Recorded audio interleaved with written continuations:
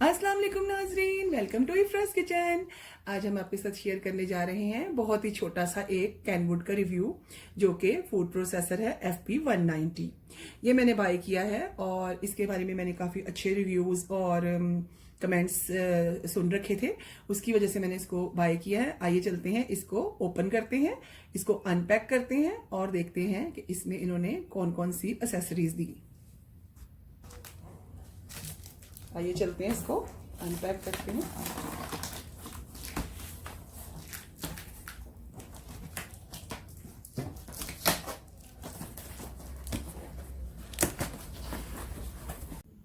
ये देखिए, हमने ऊपर किया। सबसे पहले तो ये इसकी इंस्ट्रक्शंस की बुक है कैनवुड की,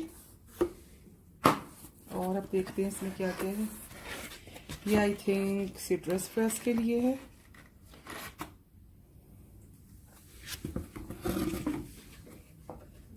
इसके बाद है ये चॉपर का अपर पार्ट,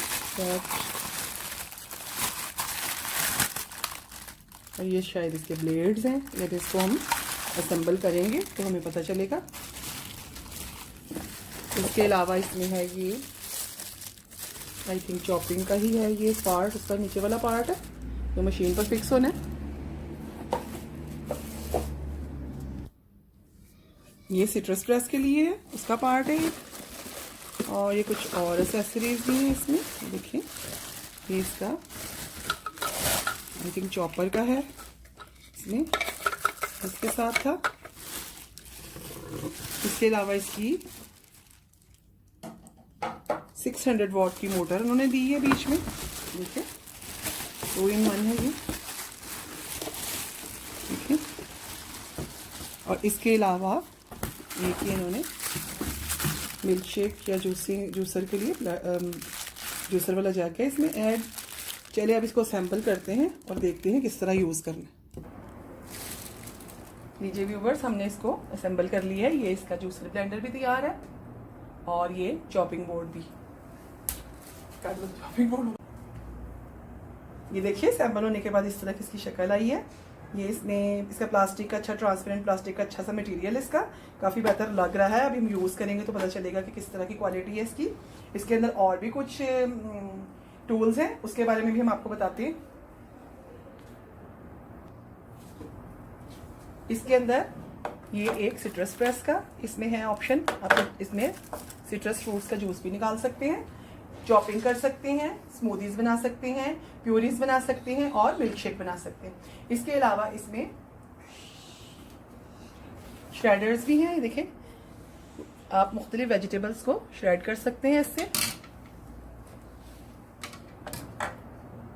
ये देखें, ये क्रीम को व्हिप कर सकते हैं। टोटल 16 ऑप्शंस होंगे इस मशीन में, आपको मिलेंगे। अब हम यूज़ करेंगे तो हमें पता चलेगा कि ये वाकई ही जो रिव्यूज़ या इसके बारे में सुना है वो सही है या नहीं, वो आपको हम यूज़ करके बताएंगे। लीजिए चलते हैं इसके यूज़ की तरफ। सबसे पहले हम ये जूसर ब्लेंडर यूज़ करते हुए एक अच्छा सा मिल्क शेक बनाते हैं।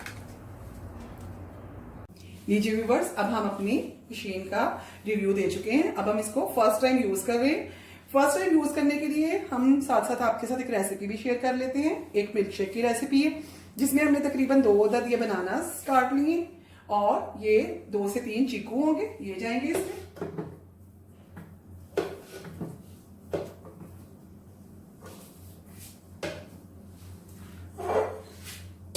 2 कप के करीब दूध ऐड करेंगे और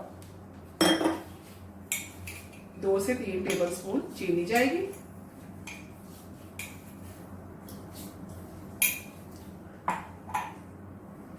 अब इसको चलाकर देखते हैं।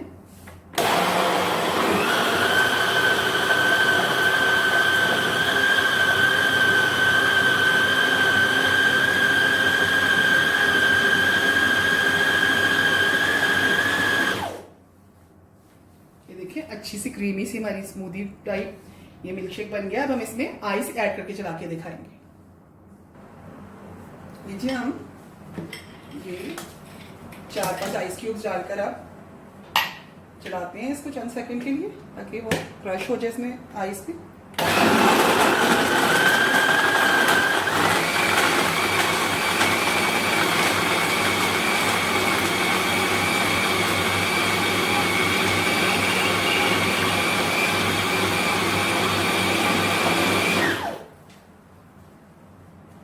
लीजिए व्यूवर्स, अब हम इसको सर्व करके दिखाते हैं। लीजिए अब हम इसको सर्व करते हैं।